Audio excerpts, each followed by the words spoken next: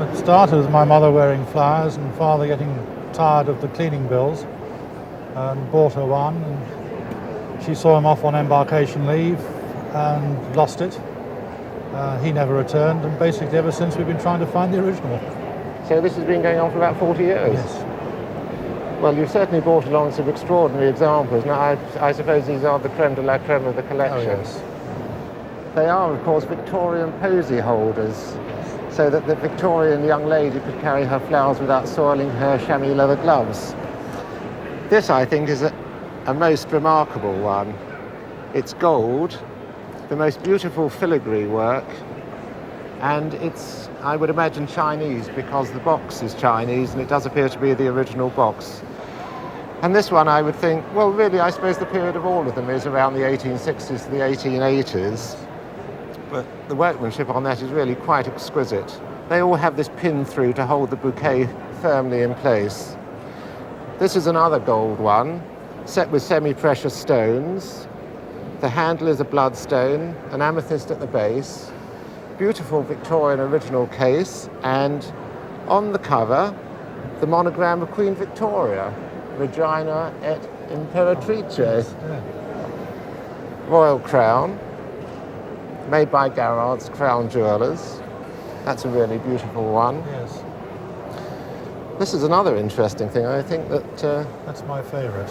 Is it really? That's... And it's got some little hallmarks on it here, which... It's Russian. Yes.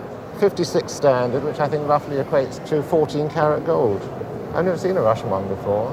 It's the only one I've ever seen. And that's a lot of fun, isn't it? Again in its original case, which is always very nice to see. And then this quite remarkable thing. I'm certain that this must be Indian because this filigree work is very typical, and one can imagine some Indian bride smothered in this silver jewellery and carrying this bridal bouquet in imitation of the English style. And does this do something interesting? Yes, you unscrew that. And there you have a holder so you can put it down and shake hands with your guests at the wedding reception. It's very difficult to place a value on these because one doesn't see them very often. I would estimate that the gold ones are probably worth around £2,000 each, and the silver ones and the other ones that we have here probably between £500 and £1,000 each. I can't even guess at this one. No. But it's certainly a remarkable collection, and Have to find somebody with small enough wrists. yes, are you going to keep adding to it? Hopefully, yes. I believe I bought it at a sale. I used to attend auction sales. Right. Well, it's a funny looking thing, isn't it? It is that, but I fell for it the moment I saw it. Well, I don't blame you. The thing is, we're actually looking at an object with a certain item missing from it, and when we put the item with it, it becomes self-explanatory what we're looking at, isn't it? Yes, quite. So let's do it. Here it is.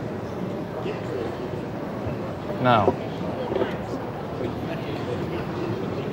the only thing's missing now is probably a gallon of water and 2 or 3 goldfish. That's right. Despite the fact that the children are Dutch, Yeah. the object itself isn't. No. The object itself, believe it or not, was made somewhere completely different. Yes. And that would almost certainly have been Bohemia, what we today call Czechoslovakia. Yes.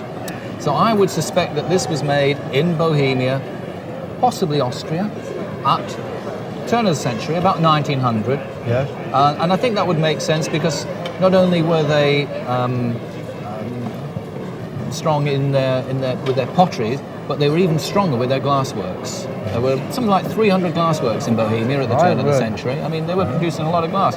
So I think that's just where the two came together. I thought it was a casting in metal, gunmetal or something like that. But a little chip came off yesterday morning Yes. when I was cleaning it, and I think it's plaster. You're absolutely. It is in actual fact. Just a little tiny chip. It is in fact earthenware. Earthenware. You're absolutely right. But it is painted to simulate painted almost to simulate bronze. Yes. Because in Austria at that time they were making cold painted bronzes very, very similar. Absolutely Might I right. point out the little feet? If you turn it round, you get a better view of them. Let's have a look. Everything's in detail. Yes. The little legs, the little little thing. Well, there's certainly no expense been spared. No fingers off or anything. I think it's a marvellous thing. Right. And what did you say it was worth? I'd say anywhere around 3-4. Well, it may even make £500 Yes. plus. It's anybody's guess. My wife doesn't want to sell it. I should hope not. I should hope not. Well, I'm 88 and she's 84, so we Right. want to hang on to it.